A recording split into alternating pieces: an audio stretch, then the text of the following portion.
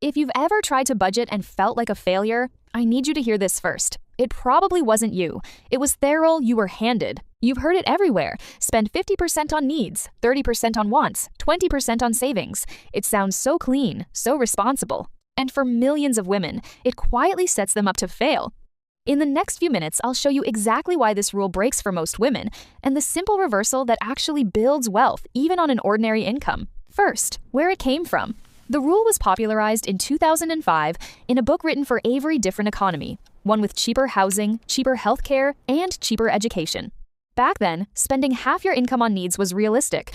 Today, in most cities, rent alone can eat 40 to 50% before you've bought a single meal. Take Tara. She earns $3,500 a month. By the rule, needs should cap at $1,750. Her rent alone is $1,900. The formula is already broken on the very first line. So, what does a responsible woman do when needs exceed 50%? She doesn't stop paying rent.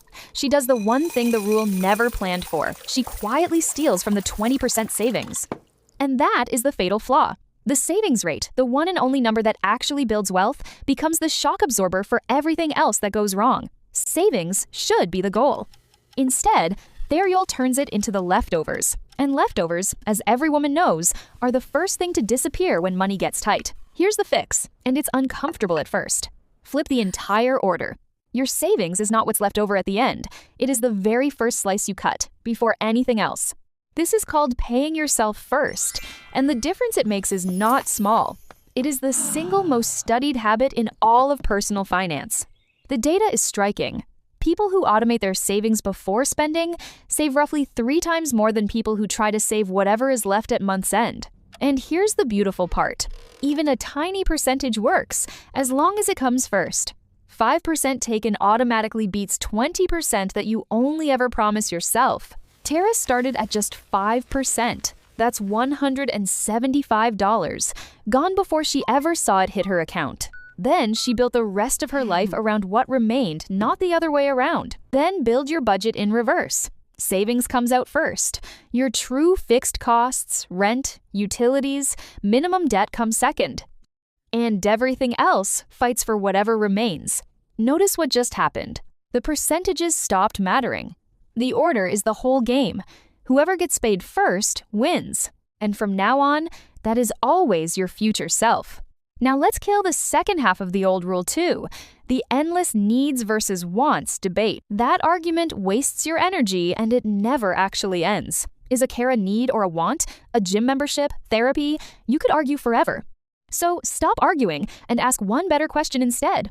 Is this expense fixed or is it flexible? Fixed costs are your real ceiling. If rent, insurance, and debt payments already eat 70% of your income, no clever budgeting trick can save you. Only changing the big numbers can. Tara's real breakthrough was never about budgeting harder or cutting coffee. It was moving to a slightly cheaper apartment and dropping her second car, the big, scary numbers. That one decision freed up $600 a month. $600 more than any skip your latte rule could ever save her, and she barely felt the change day to day. This is the truth almost no budgeting guru will tell you. Small cuts feel virtuous, but they move almost nothing. Big cuts feel scary, but they change absolutely everything. The math proves it. Cutting 5% off a $2,000 housing cost saves you $100 every month. Cutting 50% off of $4 coffees saves you $2. The size of the target decides the size of the win. So here is your new rule, and notice it has no rigid percentages at all. Pay your future self first. Attack the big 3 and stop wasting willpower on the pennies. This is more forgiving, not less. On a hard month, your savings still came out first.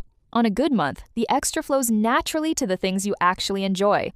No guilt, no failure. A year later, Tara quietly saves 22% of her income more than the old rule ever promised her, and she has never once tracked the price of a coffee.